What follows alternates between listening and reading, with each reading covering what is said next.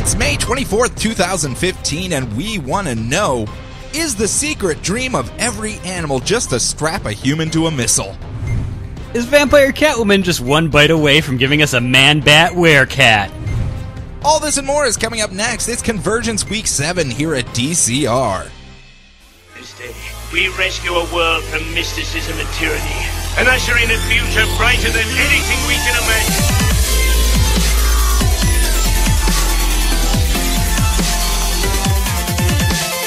Look! Up in the sky! It's a bird! It's a plane! It's Distress Citizens Radio.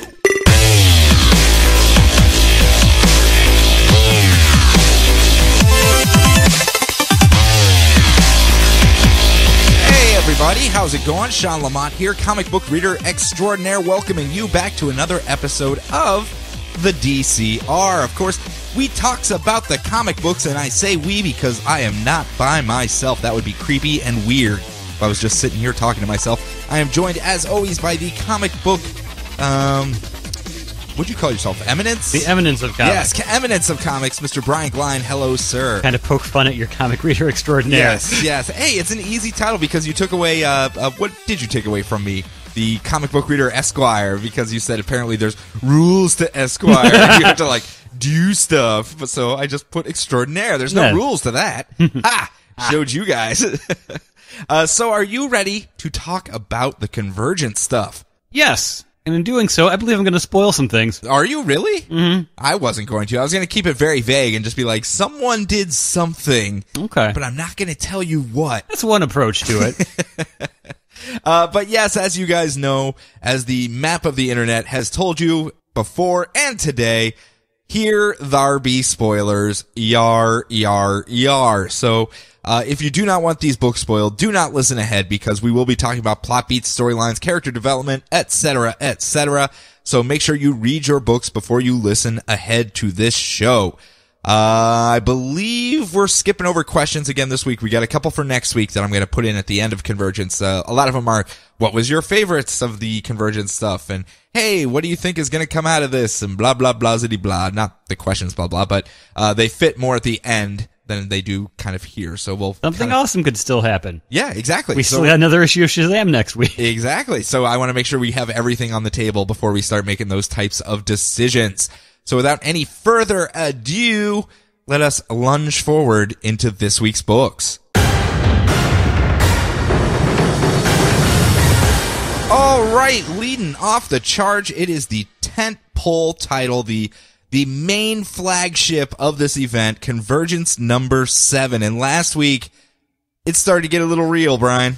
I know because I had Warlord riding around on dinosaurs, and you had everyone throughout space and time having a giant war. Yes. I felt a little jip, but now the tables have turned. Now I have it this week, and it is full-scale war. Yarr! Everyone's fighting one another. But before we do that, we started to take a more direction that this event might have larger ramifications than the Band-Aid kind of popcorn, hey, let's just fill 2 months while everyone's moving offices. We started to get hints of that last week, and we kind of turned more into that this week because we've been seeing our actual New 52 characters exactly. showing up. We actually start off this issue with all of the New 52 heroes that we've been following for the last couple years, kind of all impotently standing by and looking at this world of Telos as it is breaching from one dimension into their existence. And they're like, well, that's not good. What do we do about this? And the giant oracle rock monsters just stand there like, whoa, oh, this isn't good at all. I have nothing in my records on how to deal with this. This will need some more examining and blah, blah, blah. So they're all standing around just basically going, what should we do? I don't know. What should we do? I don't know. Does anyone know? No, that I don't rock know. monster's there. That can't be good. But down on the world of Telos itself, it is full-scale war because Telos was a living planet, and he had basically threatened, blackmailed all of these cities to fight one another, and if they didn't fight, or if they lost their fights, he was going to destroy the cities. And another gentleman, a fine, upstanding gentleman by the name of Deimos, I mean, skulls all over him, blood necromancer, drained all the energy out of... Very high collar. Yes, drained all the energy out of time travelers, and said, you know what, guys? Let's not follow this Telos guy. I'm going to free us all so that we don't have to fight one another. All you have to do is just swear fealty to me and serve me until your end of your days. Sounds like a fair trade, right? Well, some people have signed on to that, mostly villains, but there are some good guys as well that have things to fight for. They don't want to risk their homes being destroyed or people that they love being killed. But the heroes, it's Supermans and a couple Huntress Catwomans and all sorts of characters over here on the good guy side. They're all just throwing down with one another. And it seems to be kind of a draw. No one can really touch Deimos whatsoever, though. He's put up this force field that no one can breach. And that is when a new challenger enters the arena, Brian. Because all of a sudden the earth starts to quake and tremble. And up from the ground jumps out Earth 2 Dick Grayson. Yeah! And he brought his friend Telos along with him as well. We actually had a running joke on Twitter where David Ziegler was actually going back and forth with me. We were joking around because last week you had painted this as kind of a friendship. You were doing the whole Dawson's Creek thing where it was Dick Grayson trying to win over Telos, and he was asking when Convergence turned into a John Hughes movie. And we were kind of going back and forth, and I was like, oh yeah, he totally left out the scene where Dick Grayson was standing outside of Telos' window with a boombox over his head, and he came back and was going, yeah, wasn't it Telos' birthday, and they had to go inside and blow out candles? But he finally figured out it was actually Home Alone because Brainiac left Telos alone, and he has been just causing mischief and mayhem ever since. It really is a John Hughes film now. I mean, we really do need the musical interludes. It has to be done. But they are besties. Home Alone was Christopher Columbus, but okay. I can still imagine the domes just being like on strings. Why you gotta be that way? Why you gotta be that way? We were just going down the line of movies, and one thing led to another. I'm sorry. I would like someone to swing his paint bucket at Deimos, though. That would actually be really, really funny if he just had to run up some stairs. In this case, though, they're best friends now. Dick Grayson and Telos, they show up, and Telos starts going one-on-one against Deimos. They kind of go back and forth and back and forth and back and forth, and it's, oh, Deimos has the upper hand. No, Telos has the upper hand. No, Deimos has the upper hand. Really powerful battle, but there is one power stronger than anything known in the multiverse, and we find out what that is here, because the power of boredom pulls Hal Jordan Parallax Hal Jordan from 0 Hour, the evil Hal Jordan at this time thing, to quite literally call a timeout in this war. And he's like, whoa, everyone. Hey, Deimos, I got a headache. I got some errands I gotta run.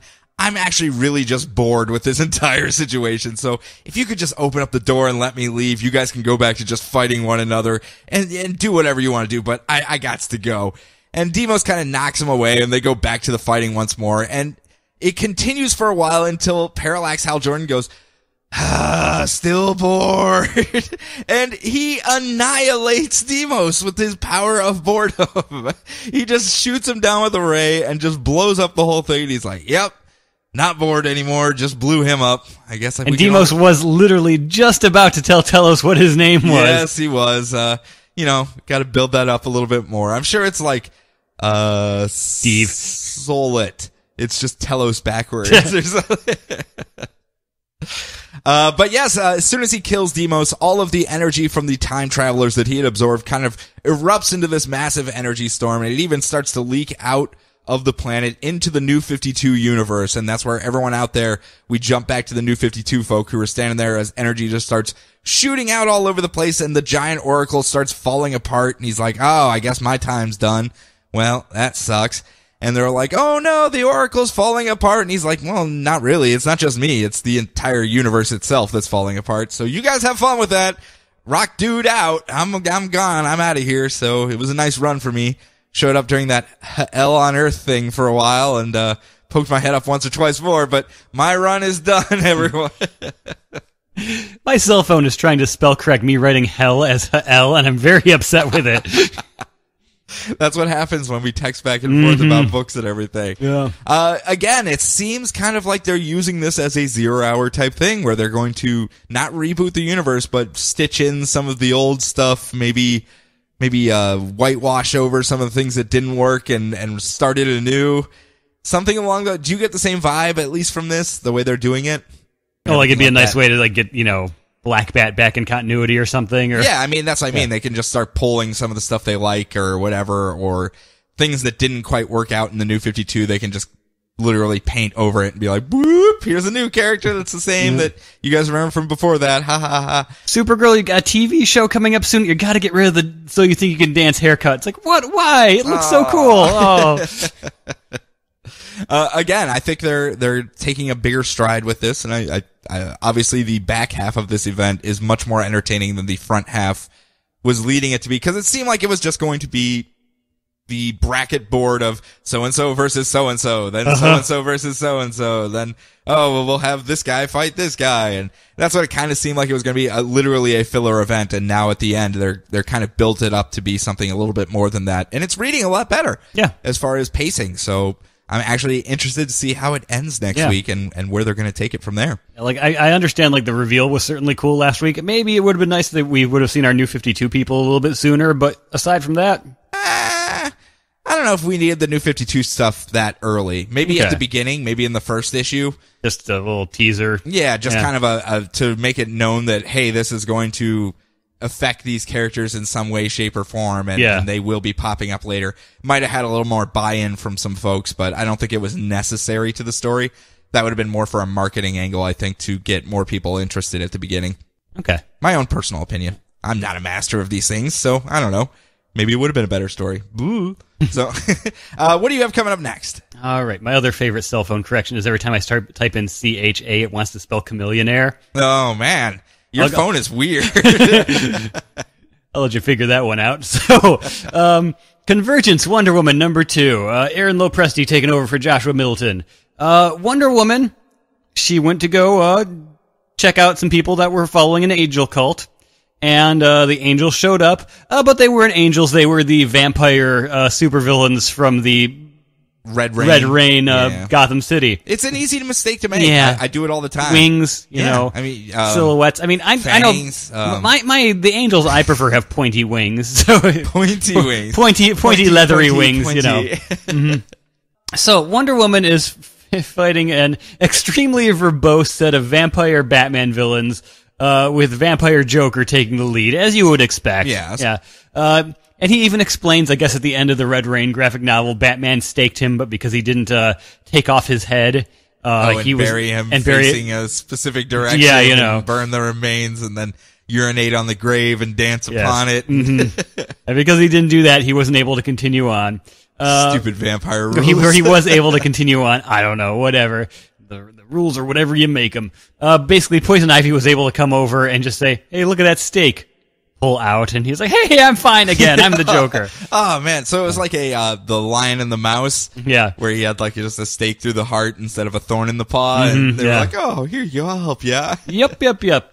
So there's a lot of talk about being undead and thralls and dances macabre and whatnot. Yes. Wonder Woman tries to do her classic neck snap to stop the Joker, but leaves to go save Steve Trevor, who is unloading like 50 clips into these vampires off in the other room. She's like, oh, Steve, gotta save you again. He's just got extra clips all over his body, just taped to himself. I want to be a cool action hero. Come on. So, Vampire Poison Ivy and Vampire Catwoman. She's not just a vampire. She's also a werecat. Man, that's reaching right there. That's just greedy. I think that's just greedy. Yeah. Yes. And I do love the fact that they, like, literally, not unlike the thing at the beginning, were talking about, it's like, oh man, if we bite him, he could be, like, a vampire, and then you go after him, and he could be a werecat as well. Then if we could have him go after Wonder Woman, then she could be an Amazon vampire werecat. It's like, oh my gosh, you're, like, vampire nerds. It's adorable. That actually is pretty. It's like the old I, Vampire when it was running. They had a part where it was a bunch of Van Helsings were attacked by vampires and turned into vampires, but they were already mummies before, so they were like Vazamis, and then there were zombie mummy vampire Van Helsings running around all over the place, and they're like, man, I gotta read I, Vampire. I don't even know what we're supposed to do with this. Yes. Basically, Steve's able to fight off the cultist vampires, but then these, like, ultra-powered up Batman-filled vampires came over, and they take him off to Joker and suck out all of his blood, blah, blah, blah. The end. So, Wonder Woman just fights through the whole nest of vampires and just slaughters them.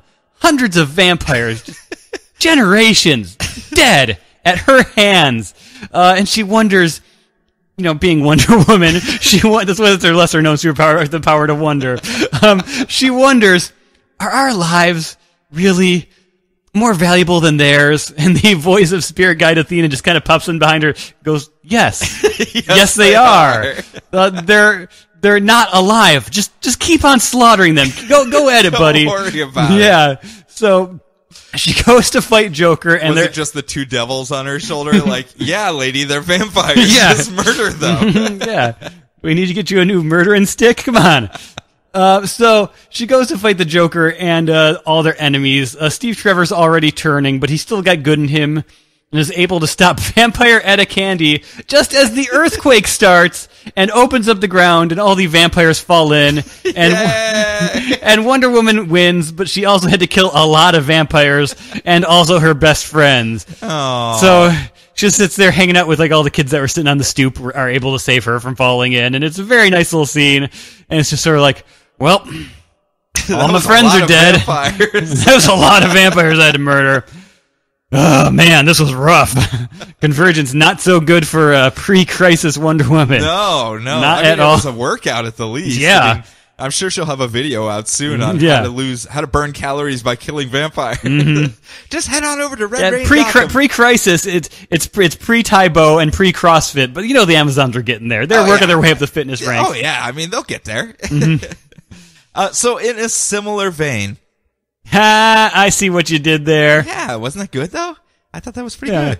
I also have Convergence Swamp Thing #2 that is also taking place as a crossover between Swamp Thing of the pre-crisis Swamp Thing and the Red Rain vampires. And much like your Wonder Woman, this is a lesson in how to slaughter millions and millions of vampires. And he's got the stakes at his hands. That's just it. I didn't think about it until this issue. Swamp Thing is the ultimate vampire killing machine. You're right. And he is so laissez-faire about it because it's so easy for him. The bougie vampire hunter, Swamp Thing.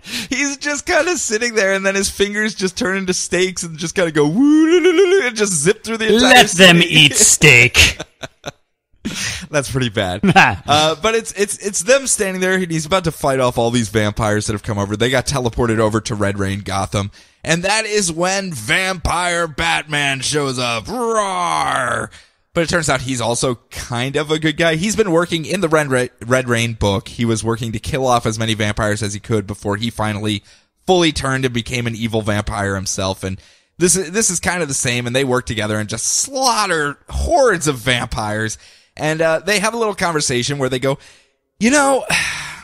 my Gotham really is kind of a shithole. I mean, let's be frank. There are just vampires everywhere. So I am more than willing to just say I give up this fight and let you guys win because this Gotham looks, at least decent. It's not the best, but you don't have vampires running all over the place. So I will yield the fight, let your city live if you help me go get revenge against the Queen of the Vampires. Because, Dark Knight, vengeance, it's kind of my motif. I'd like to at least see it through to the end before I actually give up and just die and let my entire city fall with me. And Swamp Thing goes, well, that seems like a fair enough deal. I know Batman, he's all into the vengeance thing, even on our world, so I'll go help you out.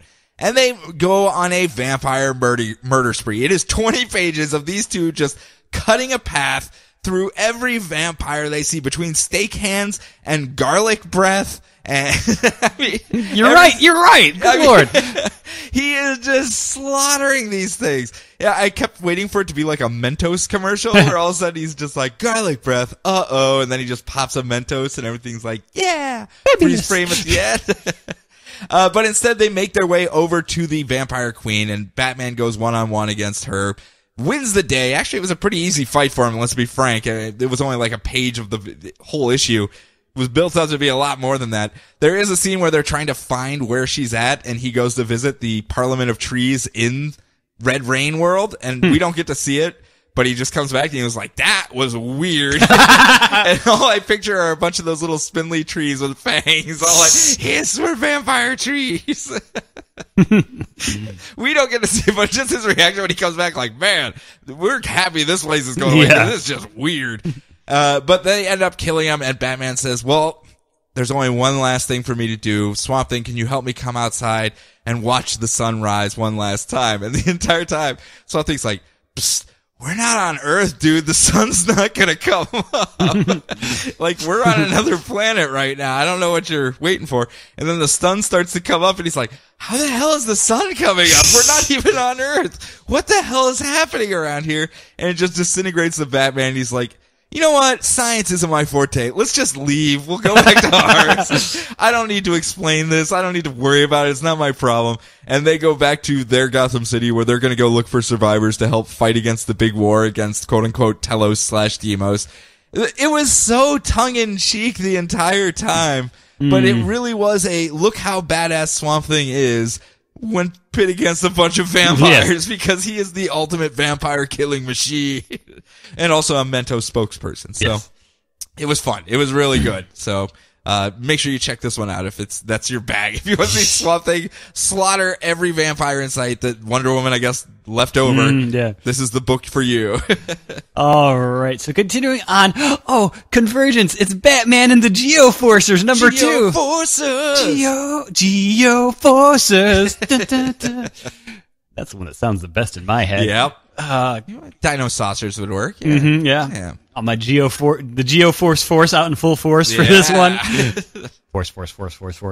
So last month,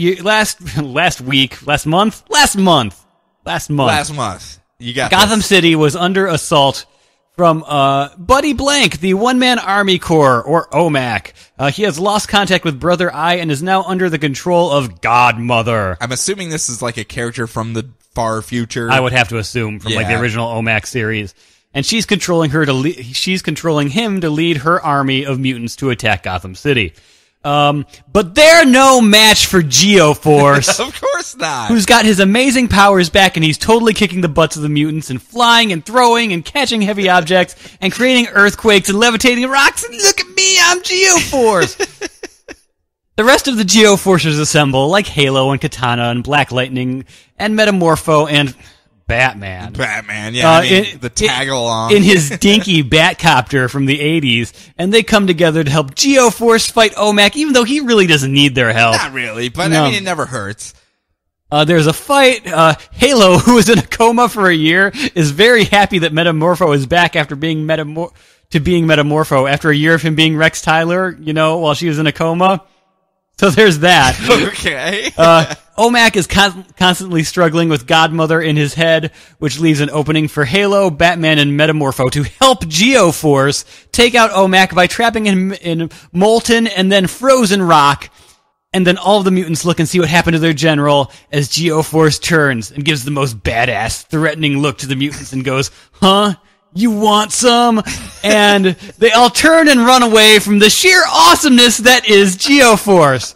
He turns and smirks to the camera and says, yeah, I thought so. You better run. With a dry, cool wit like this, I could be an action hero. Oh, wait, I'm Geoforce.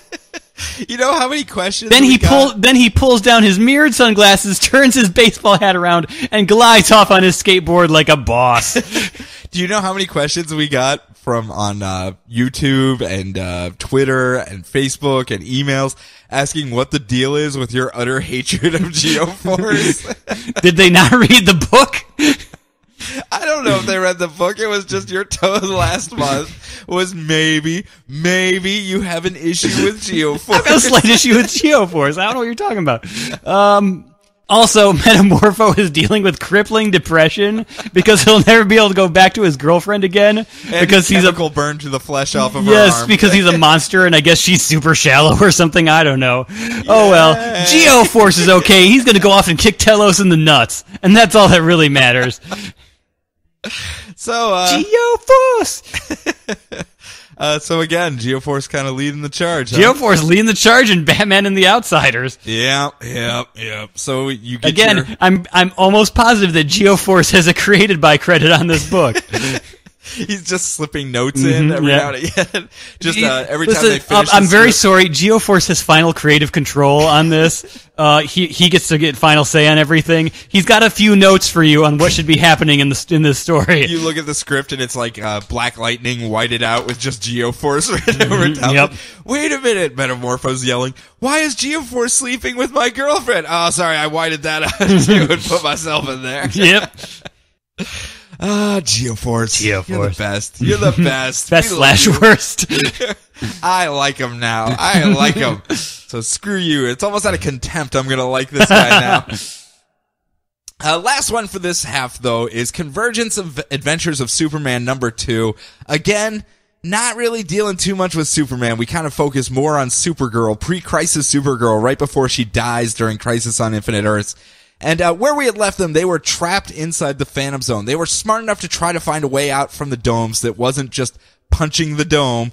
And they were trying to come out through the Phantom Zone and come out on the other side and just go, ta-da, we did it, guys, we escaped, and now we'll get you free.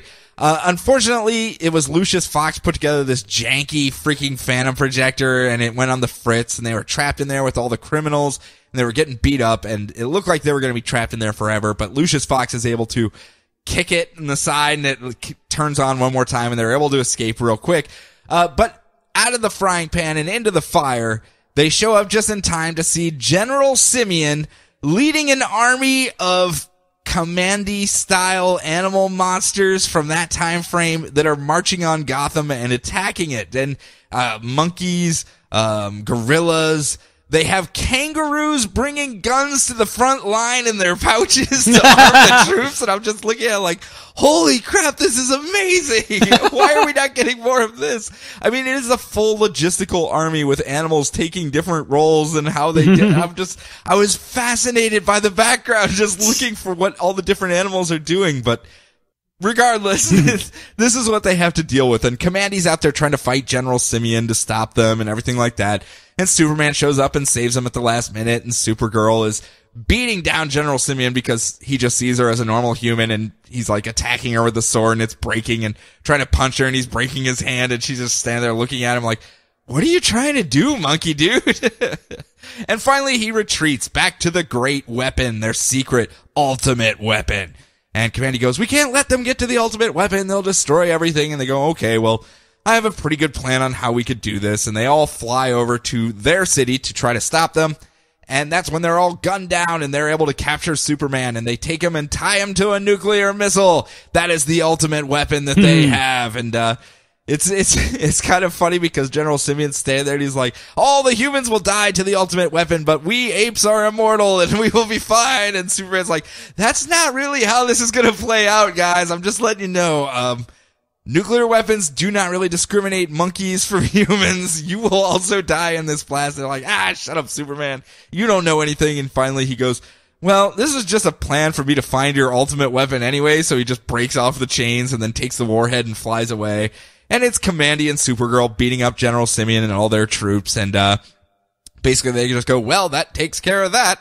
The earthquake hits and they go, well, let's say we take our fight to our kidnapper now and find out what happened here and who captured our cities, and we'll head off that way and do it. And it's all done with this undertone of Supergirl now understanding that she's going to die during Crisis on Infinite Earths because she saw the little vision last thing, but she knows she has to protect Superman at all costs because she also saw that he is the one that kind of saves the whole world. So it's her jumping in front of everything that could possibly hurt Superman and just literally acting like human shield the entire time. So Superman's like, you're acting really weird. She's like, no, everything's cool. I'm not going to die in a day or two, but no, everything's hunky-dory. Ha ha ha ha.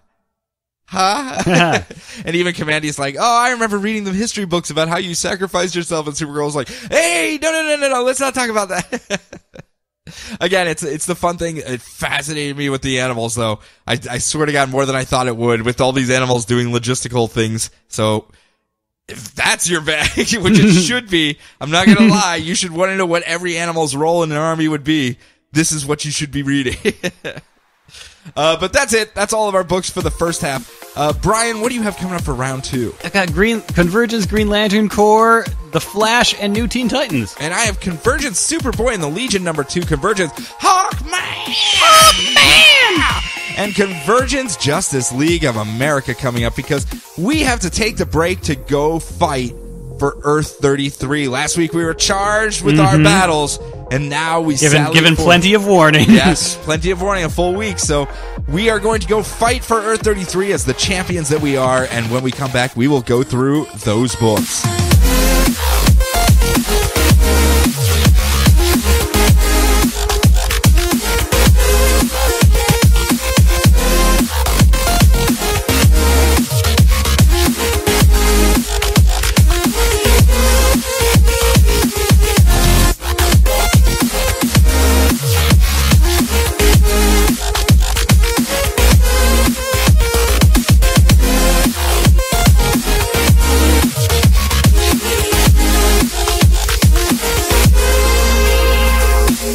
returned. Yeah, and I've returned too, Yes! victorious. Congratulations, Yeah, Jonathan. that's right. I was rather surprised and impressed. I used my mind to defeat Man of Steel Superman. Yes. Well, I actually just happened to luck out. Apparently a truck driving a bunch of timber drove by and gave Superman an odd look, and he just flew off. I guess he hates these trucks. I don't know. He really does.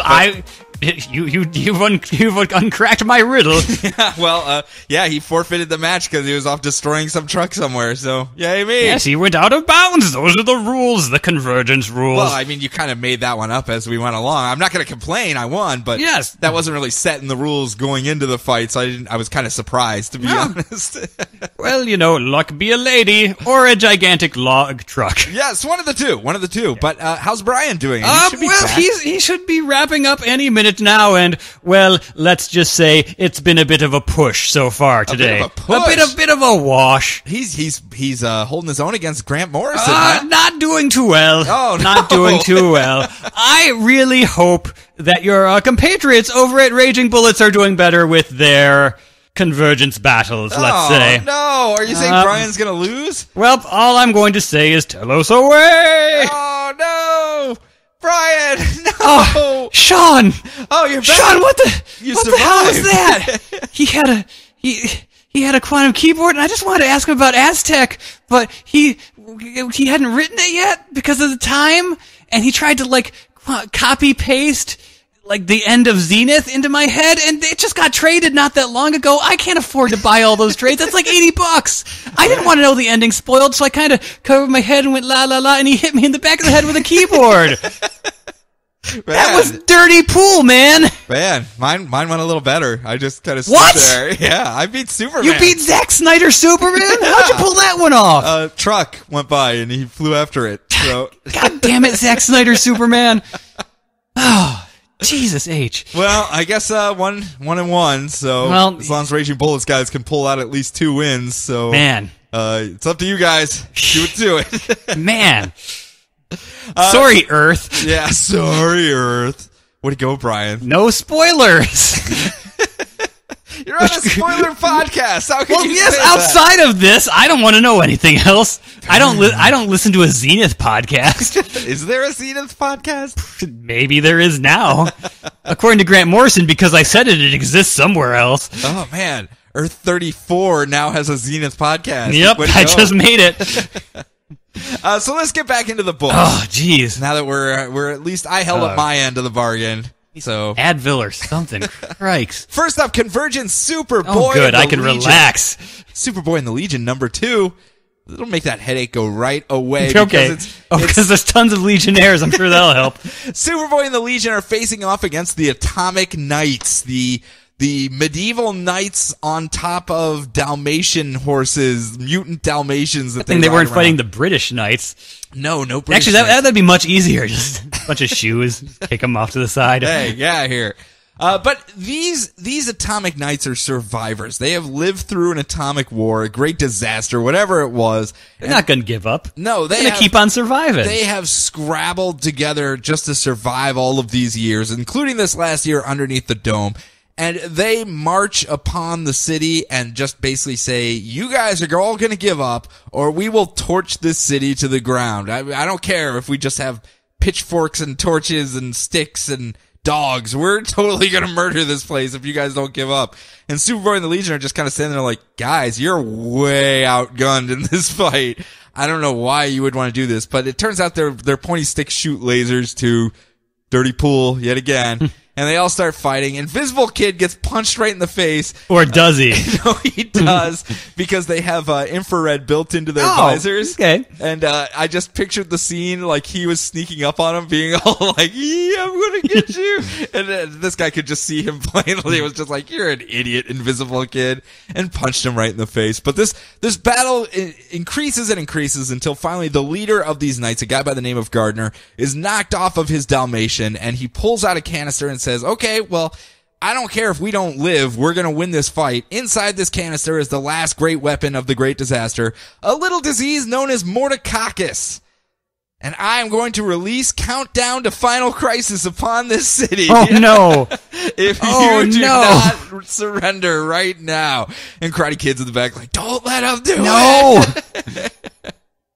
But Superboy is able to talk him down and go, hey, buddy, the war's over. Let's work together and not annihilate all of our cities here. Let's put the giant disease weapon away and just have a conversation. And while they're making peace, it turns out the scientist Atomic Knight had walked into the Legion headquarters trying to track down what was going on. And it was actually a very funny scene because he's like, due to all of the facts, I deduced that the cabling and all the energy that's being routed into this building, this must be the headquarters of the Legion. That and the giant L on the side of the building really kind of seals it for me. So he goes in and has a conversation with Brainiac 5, and they show up at this point and go, hey, guys, we figured out what's going on here. It looks like the entire planet itself is transitioning from wherever it was into a different universe, into a different dimension.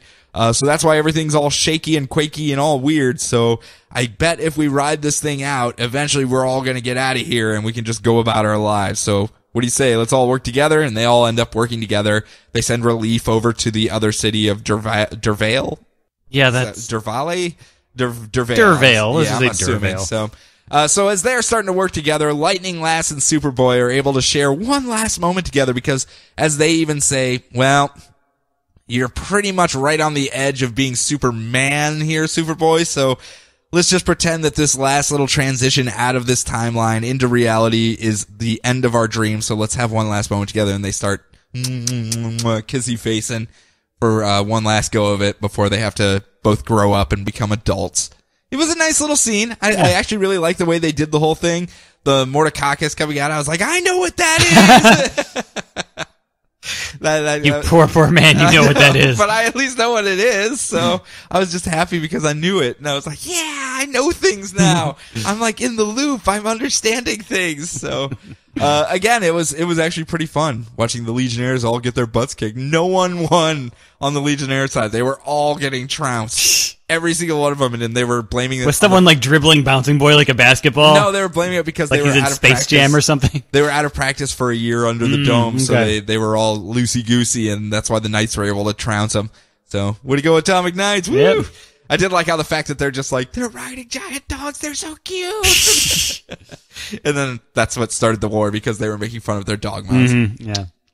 Yep. Gotta know where to draw that line, so. Alright, so moving on to Convergence Green Lantern Corps number 2, Brian. or Brian Eats Crow. Yes, you're gonna eat some crow. Because last month it was Guy Gardner being mopey and a gym teacher and not doing enough public service on top of being a gym teacher to lose his benefits and having like a sissy slap fight with Hal Jordan and losing his Green Lantern ring. And it's like, okay. And then because he didn't get a ring, he just got a motorcycle and grabbed some Casey Jones sports equipment from the Play It Again Sports down the street and decided, okay, now I'm just going to go off and fight crime with my baseball bat. Yeah. And then this week, what the H? we get the most Silver-Agey just madness Oh my gosh, issue. yeah. So we open on Hal Jordan and Jon Stewart fighting the Anti-God, a multi-armed, multi-faced monster that just wipes the floor with them, leaving our only hope to be Guy Gardner. Hey, that's a good thing to put your money on right there. Yeah, so he's got no ring, he's got a bat, he's got a motorcycle, he's road warrioring between cities in the wasteland, hitting dragons and making friends with wolves. I love he just go off a ramp, hit this dragon in the face with a baseball bat, like It just keeps going. It's like power slide down his back like Fred Flintstone, and then as he's driving off, it just like explodes behind him, and he doesn't look back, you know.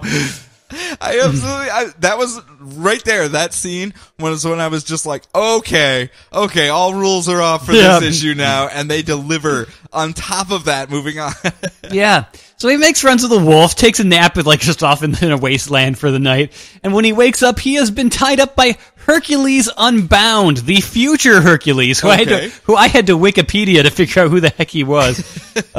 He's there with his friend Jennifer Monroe and their wolf Basil, and Hercules could be fighting the Anti-God. In fact, he's even beaten him before, but I've got other things to do. I gotta go save some people or something. Yeah. I got these tasks that I've got appointments I can't reschedule. You know how it is. So, Guy says, well, hey, if you're not using that impervious armor you're wearing, that unbelievable looking impervious armor, how about I beat you in an arm wrestling contest and I can get it? So he says, well, that sounds like a thing I would do and win, so sure. So Guy Gardner, he takes his hat, turns it backwards, grips up, and cheats like a mother father and wins the impervious armor for himself. Okay, so far he's beaten down a dragon with a baseball bat and a motorcycle, befriended a wolf, and arm wrestled a god or a demigod into giving him his armor. Yes. So far. So far. So he goes off in his new suit of armor to save his friends from the anti-god. He finds a knocked out Hal and John, joins up, they give him his ring back, or at least let him charge it up or something, however that worked. And so they're all in their identical lantern suits, which, after being in the Hercules armor, serious downgrade for Guy. Downgrade. He should have just kept on wearing it, or like, maybe at least, charged up his uniform over it or something. I don't know. Yeah. I think Ultimate Warrior Guy Gardner was the best. Yeah, pretty much. So they go off to fight the anti-god, fling him into some antimatter and make him explode, and the team reunites to go help Hercules with his rescue missions. His totally important rescue missions that he could not reschedule to fight the anti-god. Also, Guy sucker punches Hal Jordan just because he does. One punch. Well, one punch. Yeah. Kind of. Again, so much fun. Yeah. So much really picked fun. up after last issue. The whole thing is just Guy Gardner being snarky the entire time and just not batting an eye to all this crazy stuff he's doing after just moping for the entire last issue. That he's just like, you know what? Screw this crap. I'm just going to go out there and be the best Guy Gardner I could be. And the best Guy Gardner there is actually pretty badass. Yeah.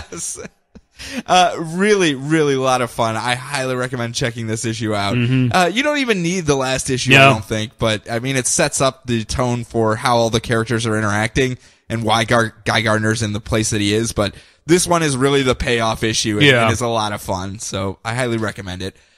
Next up though, Guy Gardner is a man's man, but what he isn't is a Hawkman. Hawkman! Because we have the Hawkman coming up now. It's a Convergence Hawkman number 2, and they had just been dealing with some existential crap at the end of the last issue where they found out no matter how this Convergence thing goes, their timeline ends right after this, no matter what. Even if they get back to home, their timeline ends, everything reboots after Crisis, and then they have another origin. And oh man, you don't even want to get into it, man. They don't want to do it. They don't even want to get into it whatsoever. They're just like, apparently it's all crap after this, so they're trying to figure out whether they should sacrifice their own city, just give up because they're gonna die anyway and let the other city at least have a chance, or if they should just keep fighting. And the Hawkman and Hawkwoman decide, well, we're gonna fight anyway because that's what we do, just for that chance, and we're gonna go out there and lead the charge. So they just go flying off into the wasteland to attack the city, and it's a Kamandi city again with all the animal monster people running around all over the place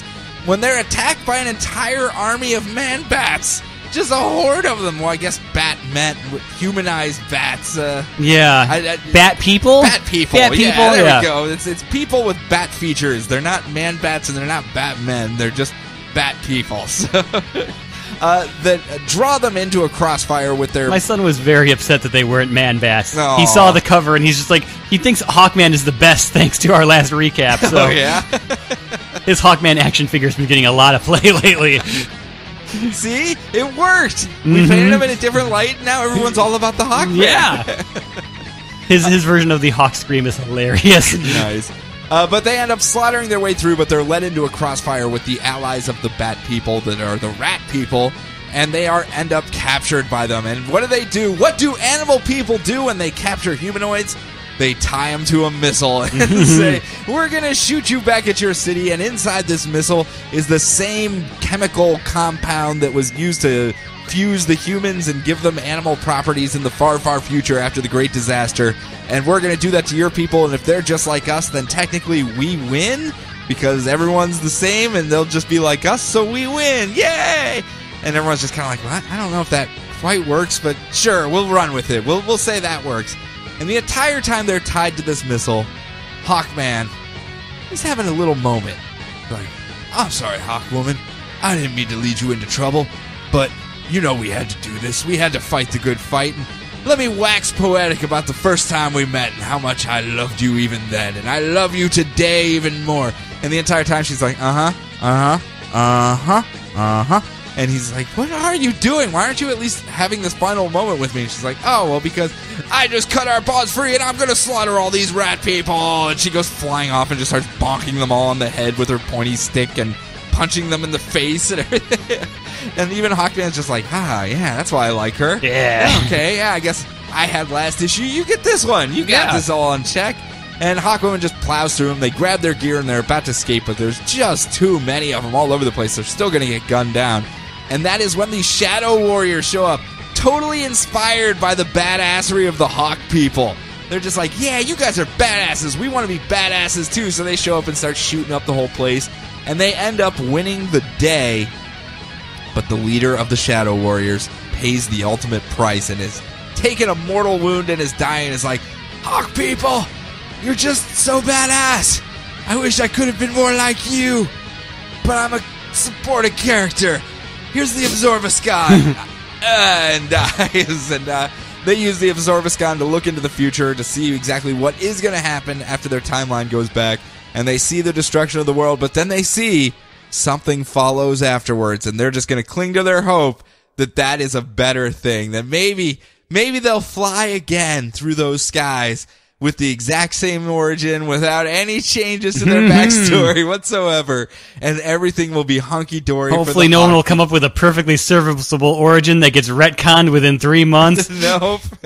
It's going to be sunny days and blue skies for the Hawk people moving forward, because they're Hawkman and Hawkwoman. So, I mean, it was a fun little mini, dude. I should not like the Hawk people. I have not liked the Hawk people. This was actually a decent story. I fully appreciated it, and I actually really liked it. So I'm going to have to give Hawkman and Hawkwoman a better shot next time they start showing up in the books again, because this made me actually appreciate them a little bit more. Yeah. So good job, guys. You actually made it so I don't hate Hawkman. Hawk Girl's coming to TV soon. Yep. So she's got to get that play.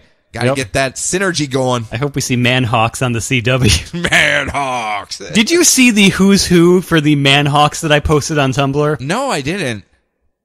They're hilarious. They're hilarious. They are space birds and gigantic trolls. They have, I don't know if it changed as it went on, but originally they would go to planets and steal stuff from them, and while they were at the planet, they would wear masks based on whatever species was dominating that planet. So they didn't always have weird human heads. They would just show up as like, look, humans are stupid. We're space birds. We're awesome. We're going to steal all your crap. So they thought just putting on a mask they could just fit in? Or Yep. No one would pay any heed to the bird bodies behind them? I think they were just trolling us. Like, humans are stupid. Space birds are the best. They're amazing. I want to know so much about Manhawks. Well, hopefully you will get your wish someday soon. No. Hey, that whole Legends of Tomorrow, that would fit in with that whole thing, because that would like totally goofy madness anyways. Yeah. Rory from Doctor Who just going like, oh god, more of this crap. Manhawks. I hate Manhawks. So next up. Oh yeah, that is me, isn't it? Sorry, I just get so excited about Hawkman. So, Convergence, New Teen Titans #2. Oh, melodrama. Yes, when we last left the Titans, Nightwing was cheating on his new wife Starfire by hooking up with the Tangent Universe Firehawk via his Compy 386's Tinder equivalent. But all she wants to talk about is how the rest of her team, the Tangent Doom Patrol, wants to steal Cyborg's power cells so they can get back to their planet. But he'll die without them! Meanwhile, the Doom Patrol sneak attack the Titans, just like Firehawk said they would, and they take out Beast Boy and Jericho. Cole immediately falls on Jericho and goes, Jericho, darling, are you okay? Say something to me. And Donna Troy, in the middle of the battle, tries to explain that her boyfriend's deaf for like the 18th time this series already. Or not even deaf, he can't talk. No, he doesn't He's talk. a mute, unfortunately. Yes. So the Doom Patrol kidnaps Cyborg. Everyone gets all mopey about stuff. Cole just absolutely ruins one of Jericho's paintings by making crystals grow out of it, and he tries to sign to her that he's been working on that for like weeks. Lady, why would you do that, off. lady? And she goes, yes, I love you too, and tries to force a makeout on him. And he's just like, jeez, lady, come on. I do love how Jericho just pushes her back and does the universal mouth shut sign. Yes. Like, just shut up, please. Yes. And Nightwing and Starfire are just not getting along. Their methods for dealing with criminals just don't mesh. She just wants to murder everybody. Come on, Nightwing. Why won't you let me do the murder? I love the justification of, so I followed the rules on Earth. That's your Earth custom and rules, but we're not on Earth right now, so I can just murder everyone again, right? Isn't that how this works? So they go and fight the Doom Patrol, free Cyborg, and he threatens to blow himself up and their device if they don't give up. They realize they're all on the same side and decide to work together until the requisite earthquake when the Doom Patrol just skedaddles and disappears. Aww. Also, there was a point where Starfire could have killed the leader of the Doom Patrol, but she didn't for Nightwing, and they make out something fierce as everyone has to kind of stand around and get really uncomfortable.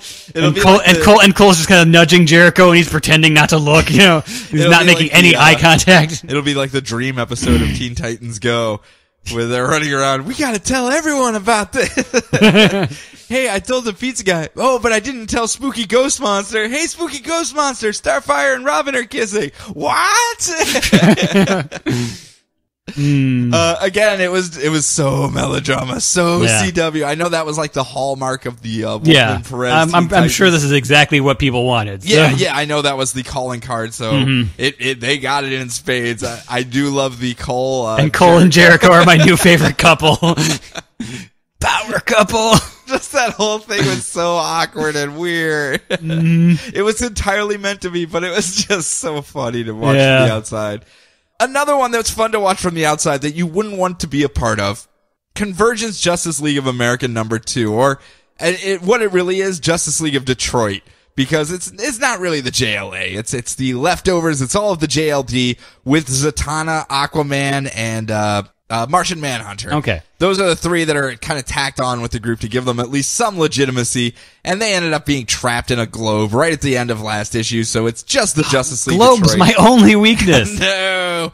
And they are fighting off against the Tangent Universe Secret Six, and it's kind of just them getting trounced a lot. They get attacked, they retreat. The Secret Six show up again, they get attacked, and that's when Sue Dibney shows up, and she's trying to figure out a way to free the other three to help them out. And she's like, hey, sweetheart, can you guys have your little battle somewhere else? I need to get this science stuff out of the office here so that I can go release the other three. And he's like, oh, sorry, honey. And they go retreat again, and the Secret Six follow them again, and they get trounced some more over there. And it comes down to the end where the Justice League Detroit basically hold off long enough. They last long enough just so Sue Dibney can release the Power Three, who show up and turn the tide of the battle, and they end up winning the fight against the Secret Six, and the media shows up. Vicky Vale's there. She's running up for a statement, and Aquaman's like, oh, Vicky Vale, yes, of course I'll give you a statement, and she just runs right past him. Two Elongated Man and Vibe and the JLD folks, Justice League Detroit folks, and because they're the real heroes of this whole thing, and it's just like, oh man, I was stuck in that globe the whole time, or else I could have claimed all the glory. It's a nice little thing where it just ends with Elongated Man saying, I'm always happy to stand with the Justice League of America, even if it's Superman, Batman, and Wonder Woman, or these fine folks like the JLD behind me. And it's a nice little, hey guys, you're legitimate. You're not the scraps. You are, but you have just as much right to be heroes as anyone else, and you've proven it today. Way to go, guys. The best part is when the prerequisite earthquake hits, the entire time it's going on, Vibe's just going, it's not me, I promise it's not me. Oh, well done, Mr. Ramone. It was actually really, really funny because everyone just stops the fight and looks at him, and he's like, nope, not me this time, guys. So a pretty fun little story. Legitimacy for characters again, instead of just making them the butt of jokes the entire time. So I can appreciate that. Very nice. Concluding, I believe, yes, with Convergence the Flash #2. Showdown. Dan Abnett and Jesus H. Federico Dell'Occhio. So flippin' good. Yeah? So good. can't find anything about him on the internet. He's Argentinian. That's all I know. Ooh, sneaky. Yeah. Maybe he's the Bengal. Maybe.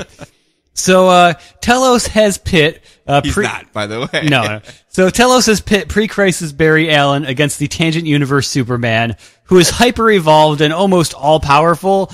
They talk with each other, because they're, like, both reasonable superheroes. At least, this version of the Tangent one, not the one that's trying to take over the universe. No, not that one. So they talk with each other and bond over like old Star Trek episodes and debate about how pointless this whole convergence battle thing is. And it's really interesting how like Tangent Superman is kind of an all-knowing dick who won't stop talking about hyper time, but is also making a bunch of sense in the process. And it's like, if I fight you, I'll beat you. It's kind of pointless. I am beyond your comprehension. So then Flash thinks, wait, if you're just... what if you are just making all this stuff up so I don't fight you? This is exactly like Star Trek. And then he immediately starts punching Tangent Superman, and they just have this gorgeous super fight. Yeah? It's amazing. It looks so good. Flash is running up buildings, and Superman's being all powerful. It's really cool. So Barry gets the initial drop, but he wasn't lying. Superman is just too powerful.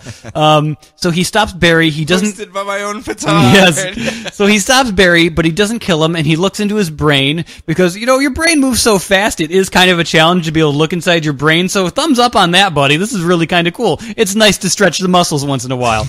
And he looks into his brain, and he looks into his future, and he sees him sacrificing himself in the crisis. And he goes, oh, crap. Yeah, I could win and I can save my city, but if you cease to exist, you won't be around to save all of the multiverse. You won't be able to save continuity itself. Aww. So Superman, he forfeits, the Flash wins, and it's kind of great. Yeah. So then Barry goes on living, knowing that he doesn't have much of a future, but it's for the good of everything, so he's not gonna run from it, because Flash puns! Flash freeze! Flash puns! Again, I really like the way they're tying in some of that stuff. So maybe if you go back and read Crisis on Infinite Earths, if you read it with the knowledge that they understand what they're doing or what's going to happen, it might have a different feel to it. So, plus, if you just want to read an absolutely gorgeous Flash story, holy crap, this Convergence of Flash, pretty good. Yeah, pretty good. Pretty good. Sounds like it had some good conversation in it too. Yeah, at least dialogue wise. So I'm always a fan of that. So I'll have to borrow that one from you. Yeah. Yeah, I didn't get to read them all yet. Yeah, so. I didn't read some of yours, so I'm going to have to get those as well. Yep, we'll have to do our swaps afterwards. So, but that's it. That's all of our books. We're in the penultimate week here of Convergence. We only got one more week of it next week. But a reminder to you guys, go out there and buy these books. We're not saying buy an event for the sake of buying an event. But as we've said, some of these books are good just as one-offs. Green Lantern Corps, the #2 issue. Just a fun read. Obviously, you think the Flash second issue is just beautiful. Yeah. Was the first one just a good build up to it? It was a build up to it. The one thing I remember most about it was most of it was Barry without superpowers, and just what I loved was everything was like period specific. Like everyone had like the perfect like 80s outfits on and stuff. Yep. And it just looked really nice. So it's like, even though not much was happening, it was still cool. And we combined them together. It's just a really nice looking book. Nice. And I have to say, Superboy and the Legion surprised me. Obviously, Swamp Thing is one of my runaways for the week, just because it was just a vampire murder fest. So. Yes. And then, of course, the core book, as we said at the beginning, is really ramping up. It's going someplace now. So even if you just jump in at 6, you can just run with it from there without really having to catch up on too much. They give you a nice little recap, I want to say, on page 2 in conversation as to what has happened. Want to see every single superhero ever fighting each other? Here you go. Yeah, throughout space and time, not just just single versions of them. It's multiple versions of the same character all over the place. So you'll have Flashpoint Wonder Woman, and then pre-crisis Wonder Woman, and then 0 Hour Wonder Woman, and all of them just like, man, you look good in pants. I should change up and get some pants. And then some guy just pops up and goes, no pants! Apparently that was a huge debate. I missed out on that one. Oh, my God, yeah. Yeah, you just missed that. That was something. Yeah. I was barely even reading comics at that point, and I still got caught wind of that. Yeesh. Yeah, apparently a lot of people had a lot of opinions about Wonder Woman's opinions. Pants. Yep. But that's it. Make sure you just go and support it. We only got one more week of it left, so if you want to wait until it's done and then go back and find which ones are going to be the best ones, next week we'll kind of make our picks of the highlights, the highlight reel at least of what's come out of this whole thing. So, make sure you check that out. Next week, though, the last week of Convergence. Are you ready? Are you psyched for it, Brian? Yeah. Okay. Well, that wasn't quite the energy I was looking for, but hey. I got one more season of Shazam coming. I know you're all psyched about that, but we have Convergence number 8, the last issue. Convergence Action Comics number 2, where we get to wrap up some of that, Stalin and Superman running around shooting you're missiles. right. Convergence Blue Beetle, I'm actually kind of looking forward to that one. Convergence Booster Gold, probably more looking forward to that one. Convergence Crime Syndicate, Owlhead is just running around doing things. Convergence Detective Comics, Convergence Infinity Inc., Convergence Justice League of America number 2, Hawkman's on the cover. Gotta give him a chance. Yeah. I actually really like that first issue, so I really want to see how that one's gonna play out. Convergence Plastic Man and the Freedom Fighters, wielding hot dogs for justice. And last but not least, two more. Convergence Shazam number 2, your big book of awesomeness there. And the final one, Convergence World's Finest Comics number dose. So make sure you check those out next week. Also, the director's cut of Multiversity number 1 is coming out next week. So there's a director's cut of Multiversity? Yep. Oh so my I figured I God. would point that out for you because you'll probably drop a couple bucks on that. Oh my God. I just want to wait for the trade for the... No, I'm going to buy it. I'm going to buy it. Why are you doing this to me? And as a reminder to you guys, tomorrow, Monday, we will be releasing the sneak peek look, the look ahead, that will be covering all the backups in this week's book. So make sure you check that out as well if you want to see what's coming down the pike, because there are some interesting things, most definitely interesting things coming up. So if you do want to contact us, though, ask us some questions, get them in last minute before we go run through them next week, you can do so where, Brian? On the internet. Yeah, you can find us on the internet. You guys know how to use it. We're DCR Podcast. You can email us at feedback@dcrpodcast.com. So do you have anything before we take off, Mr. Brian Sir? You know what? Tomorrowland, I'm going to say something about. That's a comic? No, it's not I comic. remember reading but that. we were talking about it, how I was excited for it. And for those of you who think I'm a love everything fanboy of everything Disney, Yes. not the strongest. Not the strongest, really? No, the first 2 acts were very fun, loses a little bit in the third act, but with all of the very cynical reviews coming out, no one is saying this. If you have young kids that you want to inspire to be interested in the sciences, or if you have younger girls who want to see young girls being action heroes, this is a movie they should be seeing. Yeah. There's some amazing action sequences, and you can see little girls kicking butt. Cool. And I'm sure that would mean a lot to a lot of people. So I want to make sure. John Carter from Mars? No, it's not that at all. It's just it has a weak ending. That's all. Okay.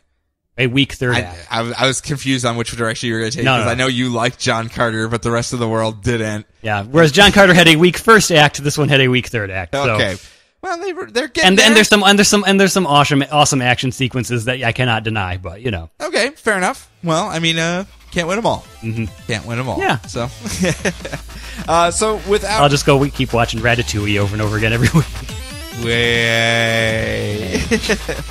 So that's it for us here. So enjoy your books, enjoy your week, enjoy your lives. Good luck, Raging Bullets, guys, and we're going to talk to you next week.